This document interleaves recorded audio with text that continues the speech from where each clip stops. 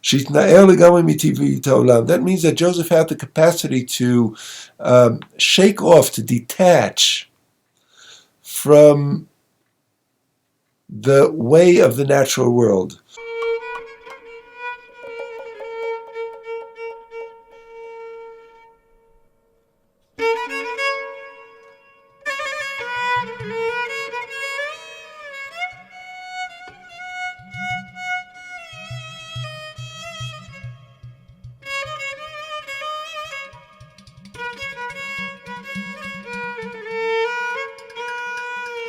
Parshat VaYeshev is a beautiful parsha. There's so much about Yosef in it, and today we're going to focus on a story that becomes a paradigmatic story for temptation and challenge.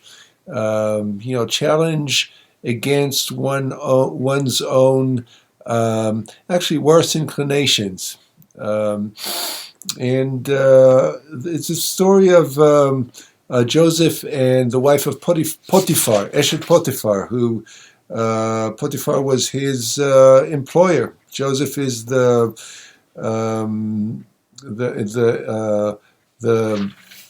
head butler, or the chief of the slaves in charge of the household of Potiphar.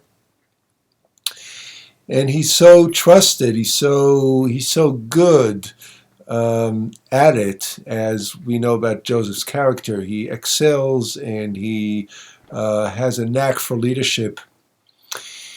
So his life is made until he is challenged. His spiritual obstacle is his relationship with Potiphar's wife. So I'm going to share quickly the text from the Torah from Parshat VaYeshev. I'm going to read here from Genesis chapter 39. Let's see, let's start from verse 7. And then we're going to go to the Slonimer and see the beautiful wisdom that he has he's interpreting this parsha, and also see how this prepares us for Hanukkah, which is coming up in right after the weekend. So here we go. Verse 7. ויהי אחר הדברים האלה, ותישא אשת אדוניו את עיניה אל יוסף, ותאמר שכבה עמי. The wife of his master, she lifted her eyes, she paid attention to him, she took notice of Yosef, and she said to him, sleep with me, have sex with me. Vayima'en, and he said no. Vayomer le'eshet adonav, and he said to the wife of his master, and Adoni lo yada iti ma babait v'chol asher yesh lo natan biyadi. Hence, my master, he has entrusted everything in the household to me, and he's given me authority, free range, really, over and control over everything in the household. Einenu gadol babayit hazeh mimeni. There's no one who has a greater status, greater standing than I am in this household. V'lo chasach mimeni meuma, and he did not hold back nothing from me. Ki imotach, but you, b'asher at ishto, because you are his wife. Ve'ech e'aseh hara hagdola hazot. How can I do this great transgression? V'chatati le'Elohim, and then I would be a transgressor before God. Those are Joseph's words. ויהי כדברה אל יוסף יום יום, ולא שמע אליה. As she implored him day after day to sleep with him, but he refused her, he did not listen to her, to have sex with her.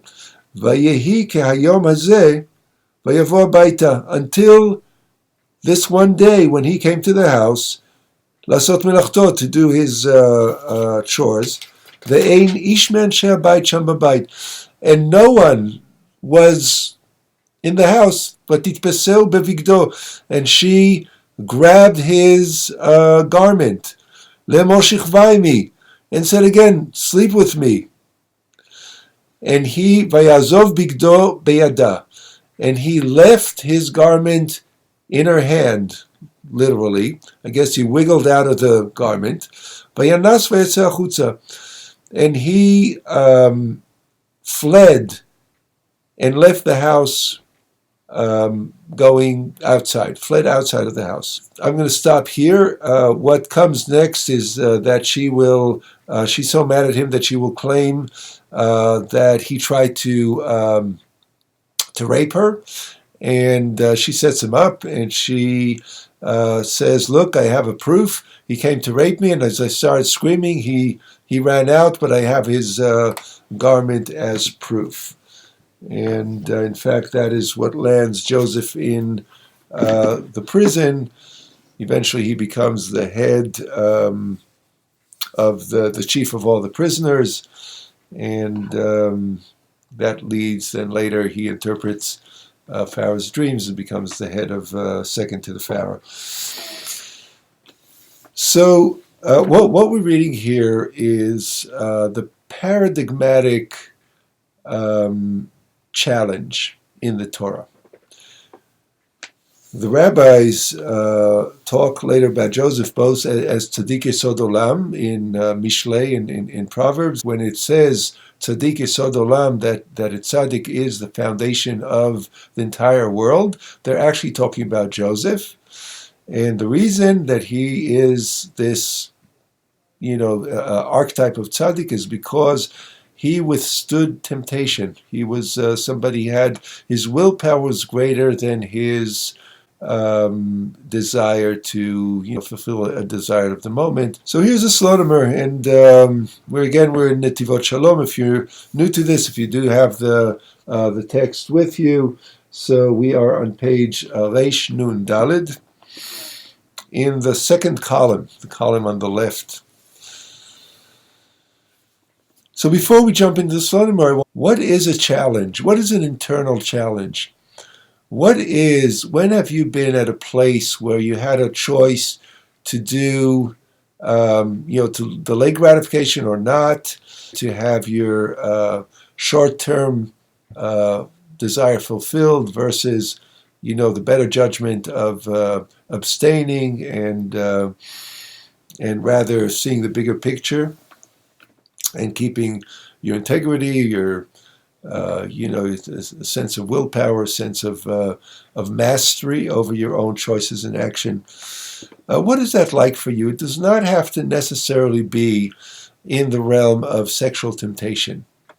Although obviously, as we know, sexual temptation is a strong force, but so are many other forces, many desires, and addicts know this very well. It could be it could be alcohol, it could be drugs, it could be work for some people, it could be screen, any habits that have control over you rather than you having control over it.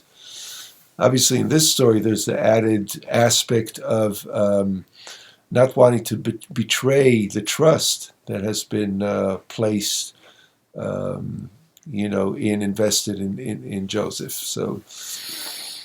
So we all know that there is, this is a real, this is a real dilemma. It's a real fork in the road that we may be facing every day. And here's a Slotimer.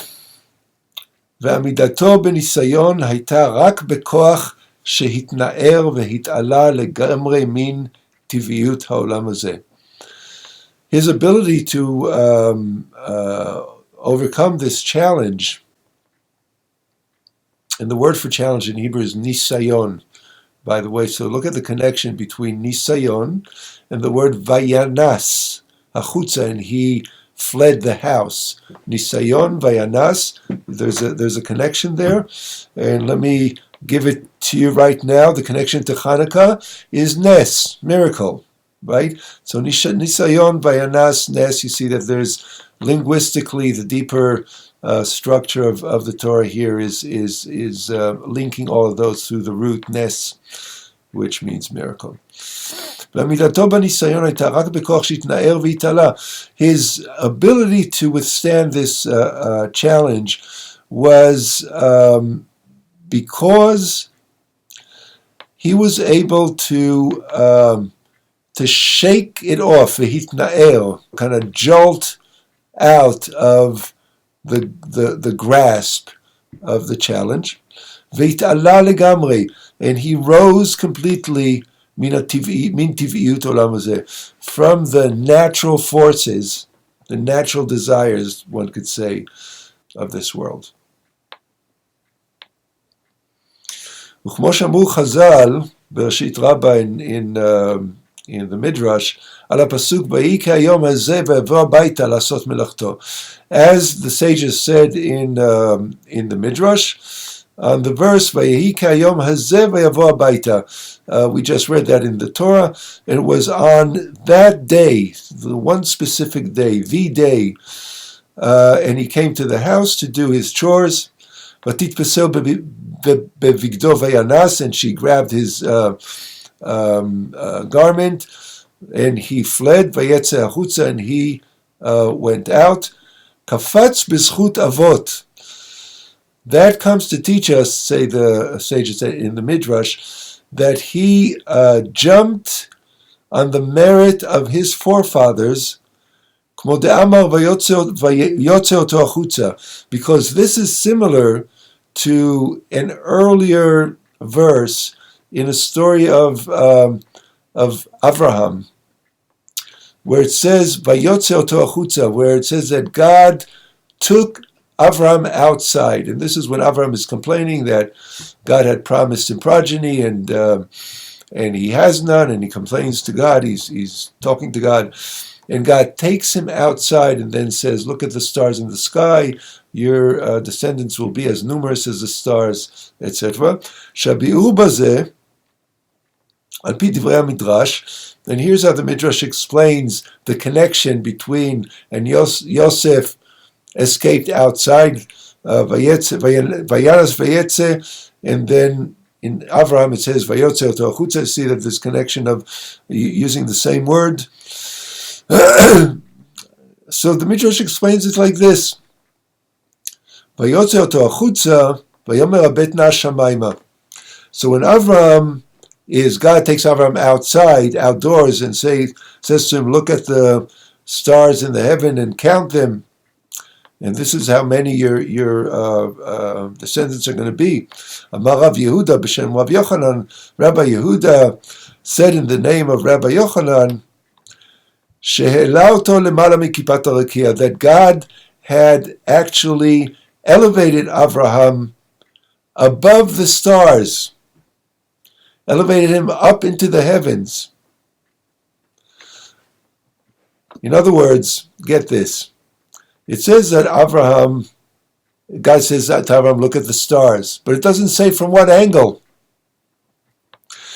Obviously, we would think that he looked up into the starry sky, but the Midrash says no, he didn't look up into the starry sky.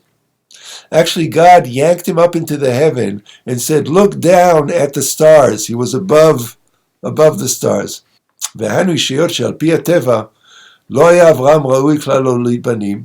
But because, according to the natural order of things, Avram was not able to have progeny, was not able to give birth to children.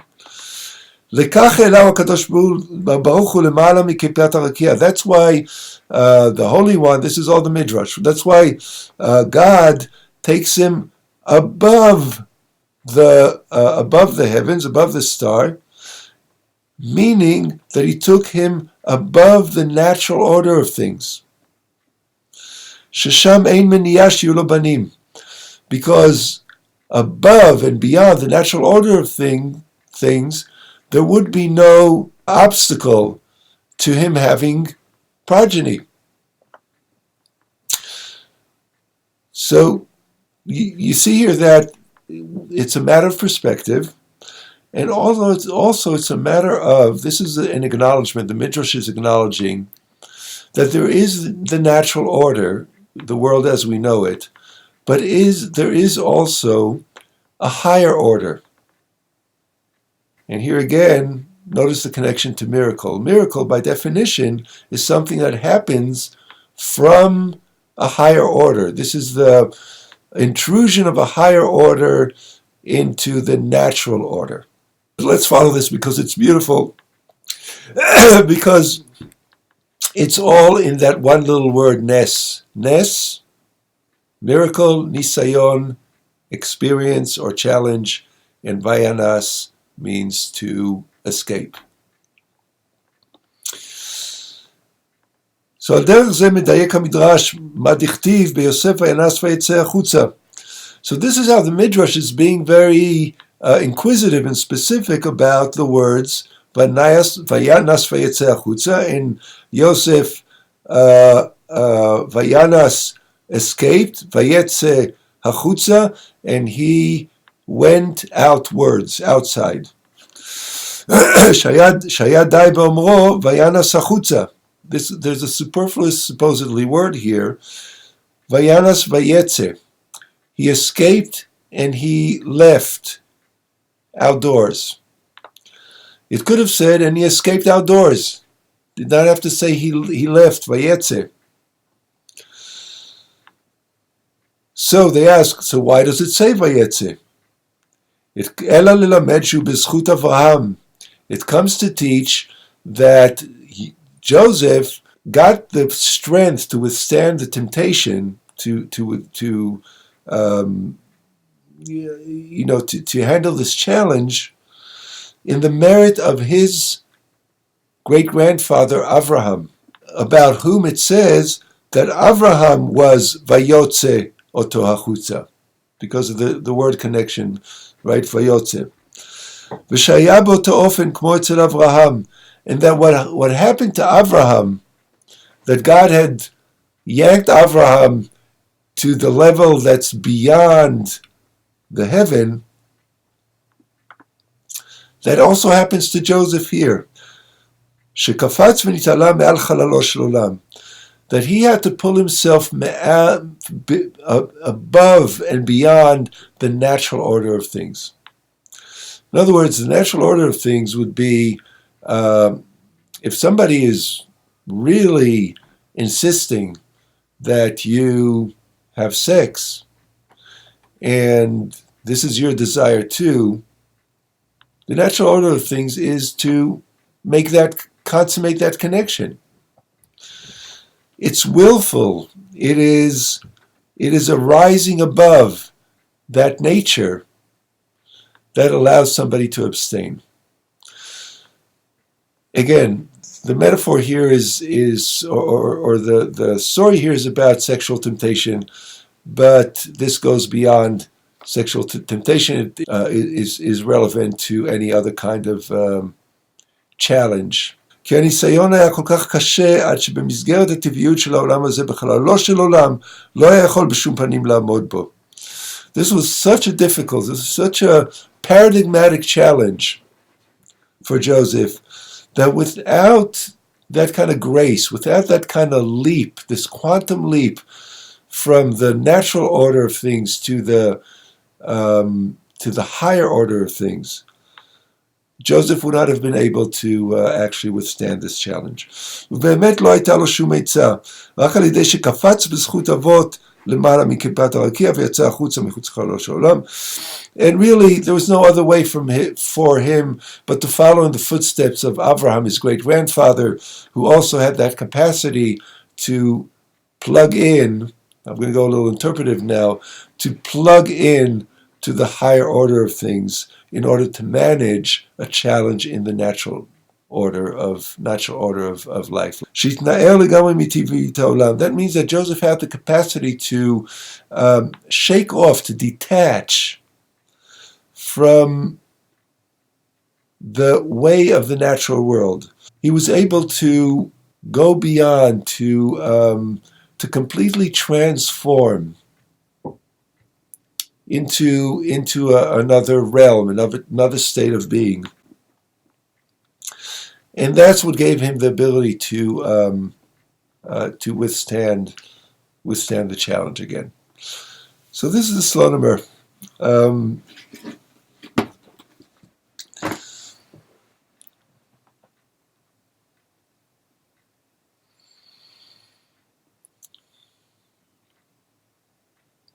I think it's so relevant in a number of ways.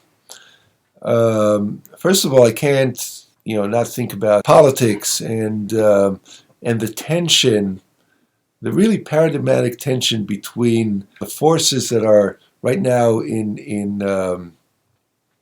this great battle in our government, are the forces of short-term gain,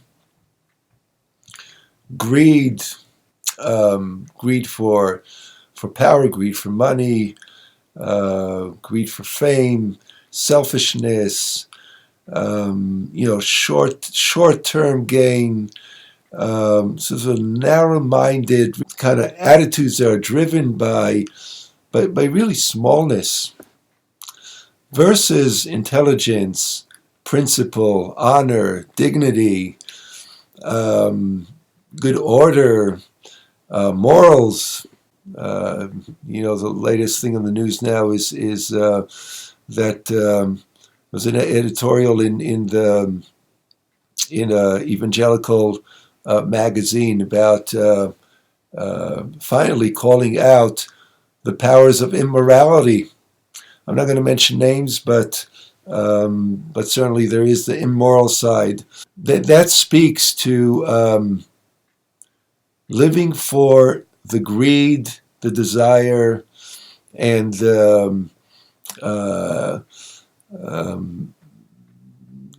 power grab of the moment, versus a higher order, perhaps a higher social order. It's just not to speak right now in a higher esoteric order. So it's relevant in that way.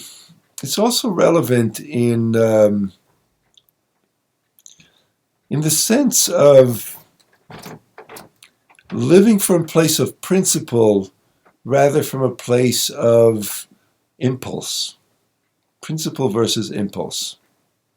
This is, again, you have that dichotomy and that tension. And then the beauty of the Slonimer, he's reminding us that there is a place, on a trajectory of growth.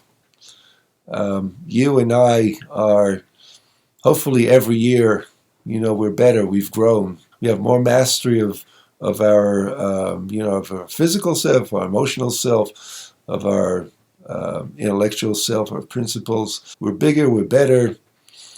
We see long term. We, we take less, we give more, right? We have more wisdom. So it's a trajectory. That is what we're here in on Earth for, right? To figure something out, to resolve something, and to grow our capacity to be as fully a human being as we can. And the Slonimer is reminding us that growth trajectory takes us to a place where we tap into the realm of Ness, the realm of a higher order, the realm of an order that is stronger, that is a greater context for the way life presents itself in natural order. So let us all be blessed with that miracle, with that intervention. Sometimes, most of the time, we grow and progress and become better and contribute to our families and communities and the world on the merit of our own work and power and intelligence and principles. And sometimes we do need an intervention from the higher order. On Monday, we're going to also have a lesson here on Parshat Miketz, which is talks about Hanukkah more in depth in terms of light and darkness. But today we focused on challenge, miracle, and quantum leaping. With that, I want to wish you a Shabbat Shalom and a happy Hanukkah. Coming up this Monday night is the first candle. Please subscribe by clicking the red button below. Like, share, comment. It is great to have you here. See you later.